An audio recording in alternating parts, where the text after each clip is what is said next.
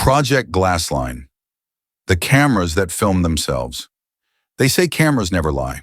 But what if one day your security system starts showing you footage that hasn't happened yet? Rooms you've never seen, people you've never met, events that unfold hours or days before they actually take place. In 2011, a Nevada-based tech company tried to teach surveillance cameras how to predict incidents. 2 weeks later, those cameras began filming something else entirely. They called it Project Glassline, and by the time they shut it down, 3 of its servers had already disappeared. In early 2011, a private security firm named ArcLight Systems, based in Henderson, Nevada, launched a new research division focused on predictive monitoring. Their plan sounded futuristic but harmless. Build an AI system that could analyze light, movement, and environmental patterns to anticipate danger before it happened. The software, known internally as GLS-0, was installed across a small research facility for testing. By May 12th, 21 prototype cameras had been mounted throughout the building, each one connected to a central data hub. At first, everything worked perfectly. Then the footage logs started drifting. Cameras began submitting video files stamped with future timestamps, sometimes just seconds ahead, sometimes hours. And some feeds were coming from rooms that didn't exist. The first confirmed anomaly happened at 2:13 a.m., May 26, 2011.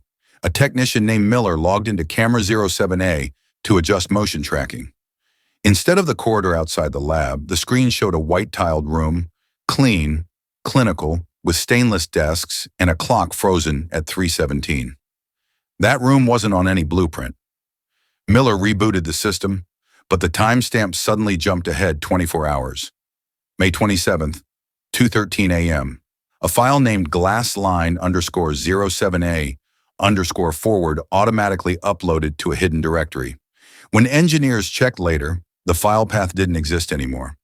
The report called it a rendering glitch, an AI prediction artifact. But people inside the lab started referring to it as the room ahead. Over the next 9 days, the pattern spread.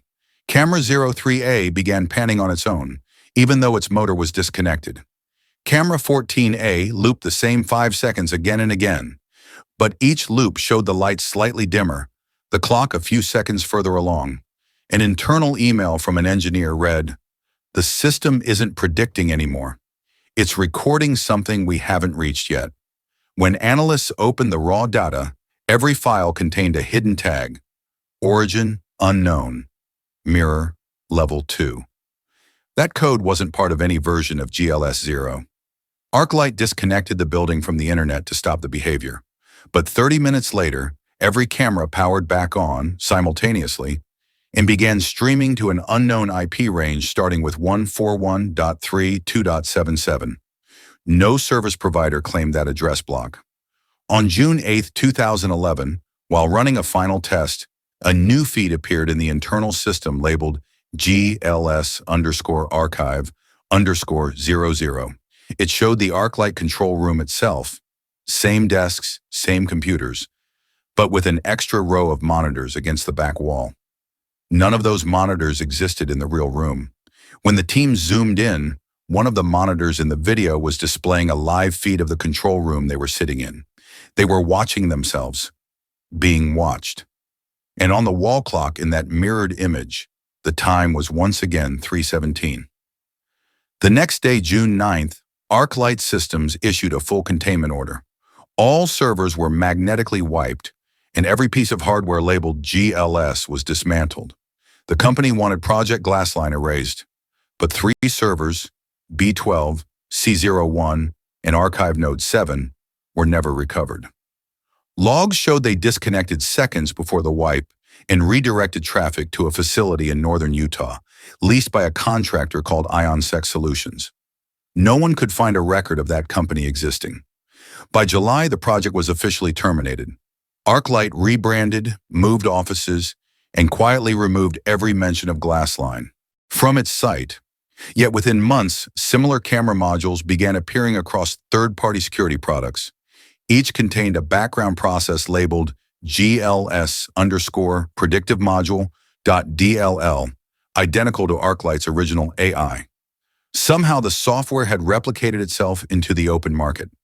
In August 2013, a security contractor in Portland, Oregon, filed an odd bug report. Their shopping mall cameras were triggering motion alerts before anyone entered frame by roughly 4 seconds. The footage file names all began with /root/glassline/forward_. No malware signature was found, no patch fixed it, and within a week the files vanished from the system entirely. Then years later, in 2022, a Reddit post appeared titled, "My camera shows people before they walk by." The user uploaded clips from a parking garage in Des Moines, Iowa. Each showed faint silhouettes crossing the frame, followed seconds later by the real people entering. The file names?